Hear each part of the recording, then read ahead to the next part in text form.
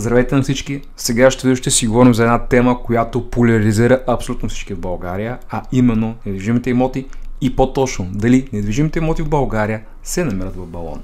Не минава и седмица, без която някой експерт да обяснява как се върне в балон. Това може да бъде познато лице по телевизията, по медиите, също така може да бъде човек, който има подкасти, пише статии, но също така може да пише просто мнение в социалните групи. Така че, без значение къде ги чете тези неща, общо между такъв типаж хора, които очакват, че се намира в балон и утре ще се спукат този балон, тезата за тях е, че има бясно кредитиране и кредитирането е функция, която довежда до прегряване на пазара на недвижимите имоти, след което вече балон ще се спука и оттам насетне вече те ще бъдат доволни, щастливи, че са предпазили хората и пазара на недвижимите имоти евентуално ще достигне до някакви нормални за тях нива.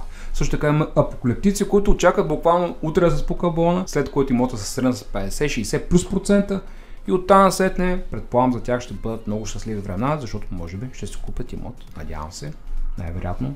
За тях може би грозно е кисело, не знам, не мога да кажа, коментирам тези неща, но тезата е, че кредита като функция е основен двигател на балон.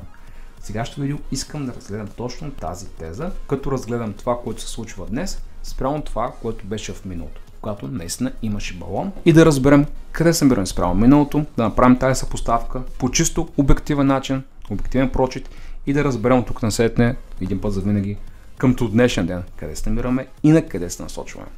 Малко повече за мене, казвам се Александър Дяков и съм собственик на емисионна компания, която инвестира в недвижими имоти. Т.е. купуваме, продаваме, не сме брокери.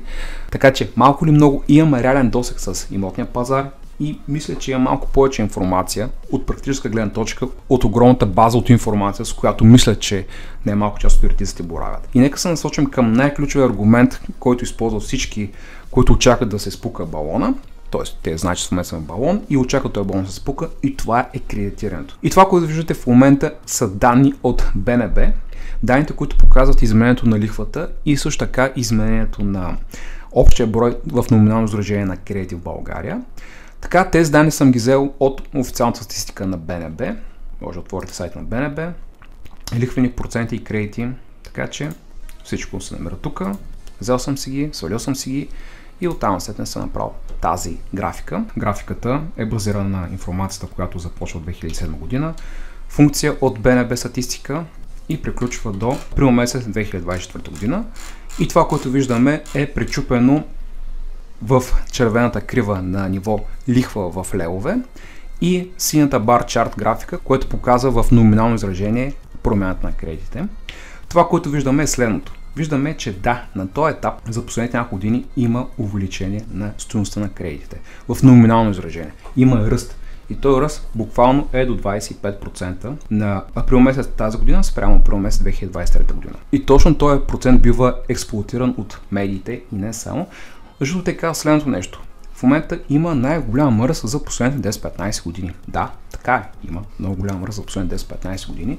Също така се казва, че за последните няколко години има увеличение на темпа на кредити, което е факт, безспорен факт, така е.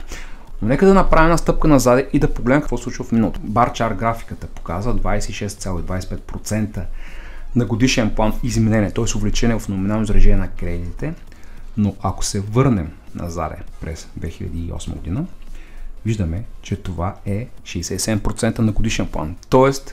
близо 3 пъти към днешен ден, към днешна дата по-скоро, е по-малко темпа на увеличение на кредите спрямо нивата, когато беше България в балон в недвижимите имоти. 2008 година, към края си, 2008 година, буквално виждаме 67%, 62%, 65%, над 60% към 25%. Тоест това, което виждаме в момента на графиката е, че да, има ръст на кредитите, но този ръст е малко над средното за последните 7-8 години, 2018 година, но е в пъти по-малко, отколкото нивата на балонизиране. Това е по линия на кредитите. Говоря само за кредитите, поради проста причина, че кредитите са основната мантра, като аргументация, че когато кредитите растат, цените на имотите растат и респективно, когато лихвата се покачи, този имотен балон ще се спука, защото няма нужното кредитиране на сделките. Но дали това е така наистина? Нека да видим какво се случва с сделките.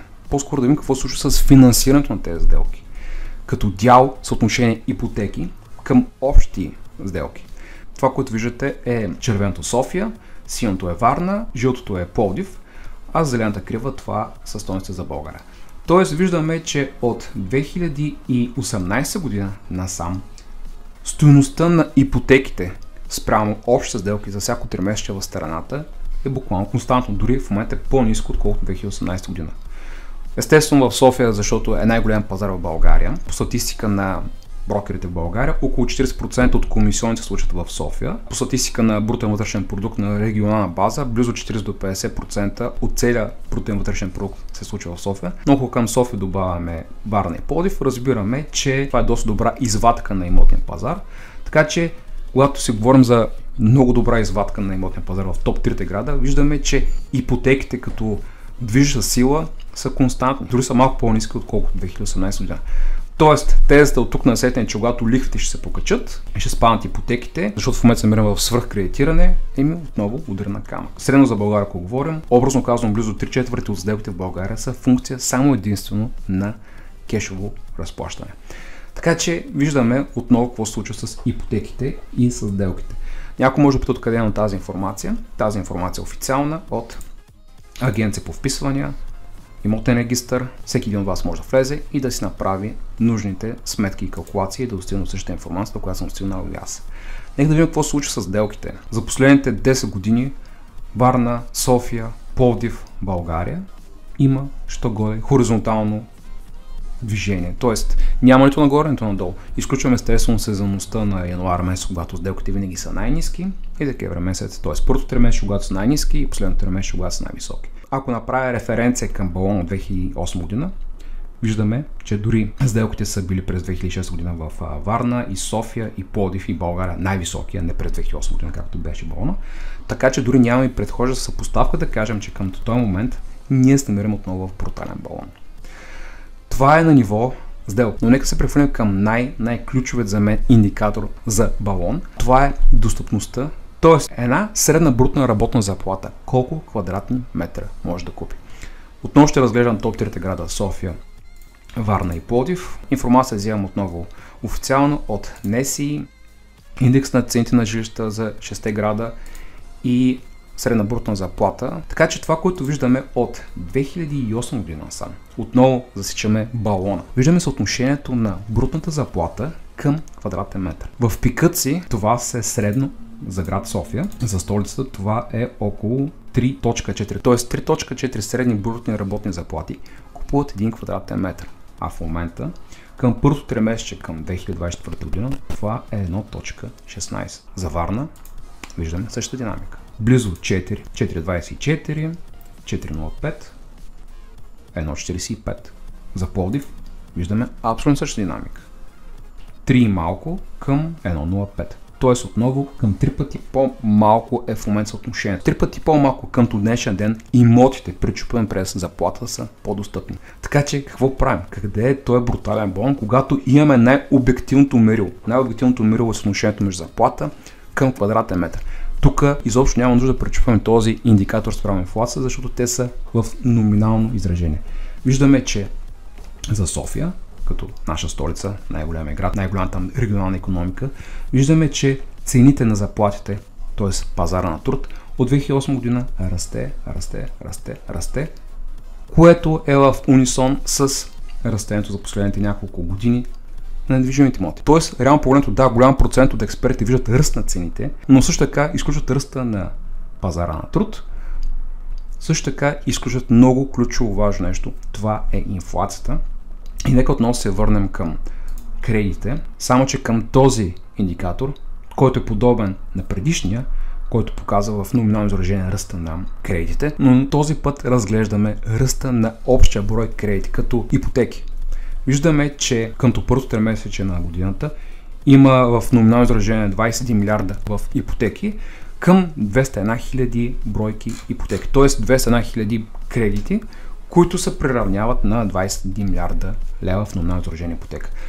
Ключовото тук е да видим какво се случва с ръста на броя на тези кредити.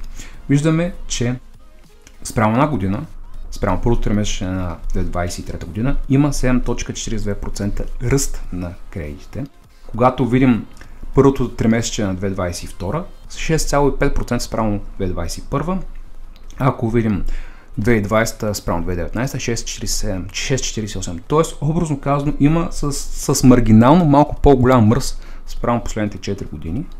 И това отново се счита за база за експерти да каже, че се намираме в много сериозно кредитиране, което това сериозно кредитиране, пречупено в този период време, виждаме, че е съвсем нормално. А ако се върнем в истинското кредитиране, когато беше балона, т.е. когато балон беше движен от кредитна експанзия, брутална кредитна експанзия, през 2007 година виждаме, че ръста на броя на жилищните кредити е 40.49% къмто 7.42%. Тоест, близо 6 пъти по-малко къмто днешна дата е тази стойност, по-малко отколкото в периода на балона. Така че къде е отново този балон? Това, което виждаме е, че от 2020 година, т.е. от 2021 година по-скоро, има сравнително много по-голям ръст в номинално изражение на кредитите и това е причината, защото има естествено инфлация. Но в ниво бройки почти няма голяма разлика. Изобщо не си говорим за отношението спрямо балона през 2008 година. Така че кредита като кредит на този етап не е тази движеща сила, не е тая мантра, за която говорят всички, които се притесняват, че утре, когато се облечи лихвата, имотите ще буквално експлодират в посока надолу и имоти изведнъж ще се срутят с 40-50 плюс процента. Но нещо много интересно. Нека да видим през 2008 година къде беше лихвата. Това е в левова стойност. Виждаме, че левовата лихва на ипотеките е около 9-10%. Тоест 9-10% и цената на имотите е била висока. След което цената на имотите стремглавно спада надолу поради факта, че балон се спука, но също така цената на лихвата продължава да пада надолу. Тоест тези тук, ако цената на лихвата расте, имотите трябва да спадат. А реално погледнато няма предхождаща информация, защото просто няма как да направя тази графика, но лихвите от преди 2008 година растяха нагоре, но също така и цената на имотите растяха нагоре. Тоест теза тук малко се чупи. Отделно, когато цената на лихвите трябва да пада надолу, окей, какво става с цената на имотите? Цената на имотите пада надолу, което е обратна логика. От 2015-16 година, където е дъното на пазара на недвижими имоти, започва ново увеличение на цената на недвижимите имоти. Също така виждаме така заветния спад на лихвите, които тук вече могат да докарат до тая корелация, че спад на лихвите води и до ръст на цената на недвижимите имоти. Реално да, има корелация, но тая корелация изобщо не е силна. А дали има така причинно-следствена връзка, т.е. лихвите да водят до ръст на цената на имотите и обратно, аз мисля, че причината е някъде другаде. И последно, защото отново си говорим за кредитите, искам да направим съпоставка между кредитите с матуритет над 5 години, което реално погледнато са абсолютно всички ипотеки в България, са отнесени спрямо брутния вътрешен продукт на страната. Много виждаме, че през периода на балона, 2008 година, 2009 година, съотношението на кредитите, на жилищните кредити спрямо БФБ-то е между 17, 18, дори 20%. А към днешния момент е 10.78%. Тоест, тезата, че се намираме в брутална кредитна експанзия, която движи цената на недвижимите имоти нагоре, аз не го виждам, може би някой друг го вижда, но по това мерило, кредите към БФБ. Мерилото на ръст на кредити в номинално изражение, също така и на броя на кредите също е няколко пъти по-надолу. Виждаме достъпността, че е няколко пъти по-надолу, така че този бон, който е движен от кредитите, аз не го виждам. Аз виждам много силно и заявено търсене, което е функция на заплатите. Виждаме, че кредитирането като част от общия брой сделки е стабилно между ипотеки и общ брой сделки, така че реално погледнато тезата намираме се в балон, функция на кредитна експанзия и кредитирането довело до прегряването на имотния пазар в България, за мен е несъстоятелна, но не ви съветвам да слушате мене, всеки си има глава на раменете и всеки трябва да вземе сам решение за себе си. Отделно, това мнение не само мое, но също така може да го видите в последния доклад и на БНБ. Последният доклад на БНБ, който от този месец, в заключение казва едно важно нещо. Предвид представения анализ и в контекста на поддържаните високи нива на капитал и буфери, ликвидност и рентабилност от страна на банките, към настоящия момент хипотезата прегряване в сегмента кредитиране, обезпечено с жилищни недвижими имоти, не е подкрепена. Така че и БНБ като надзор на цялата банкова система не вижда проблеми. Може би някой от вас приема, че БНБ не е достатъчно авторитетна институция. Окей, това са си ваши виждания. Но моите основни виждания са, че на този етап аз не виждам голям проблем, защото най-ключовият индикатор за мен е достъпността на недвижими имоти в България е достатъчно показателен да ми каже, че се намираме в доста добри нива. А ако вие мислите, че не се намираме в добри нива, то тогава, може би най-доброто нещо, което може да направите за вас, е да продадете имотите, които притежавате, да излезете в кеш и да очаквате да има спад на цената на имотите. И когато дойде този спад да купите, аз не знам кога ще дойде този спад, надявам се ви да знаете. Така че имайте това предвид. Когато спекулирате с пазара на имотите, по-доброто решение е да търсите стойността и когато намерите стойността на имота, който отговаря на вашите изисквания, то най-доброто нещо е не да чакате да се срине пазара да го купите, а просто да купите тази сделка, да инвестирате парите си и оттам се да управлявате този имот или да изкарате потенциал от тази сделка, след което търсите нова инвестиционна възможност. Така че това ви съветвам да правите напред. Търсете стойността и инвестирате в стойността, защото в дългосрочен план, пречупено спрямо нашата статистика, спрямо нашите данни, виждаме, че да, цената може да спадне, след което цената на недвижимите имоти се увеличава, достига до нов връх и оттам сетне ще видим какво ще стане. Дали ще има корекция надолу, дали ще има плато или ще има увеличено движение нагоре, не знам. Все още никой не знае, но на този етап вероятността да има плато ръст е по-голяма, отколкото да има спад посока надолу.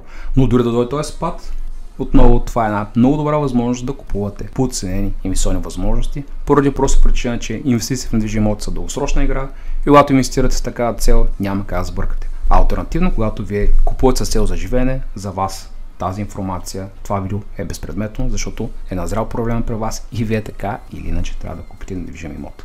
Така че на този етап пречупено спрямо кредита като основна аргументация за ръст на балона, който в кавички балона на недвижимите имоти е несъстоятелна, а дали ще бъде така и занапред, те първа ще разберем.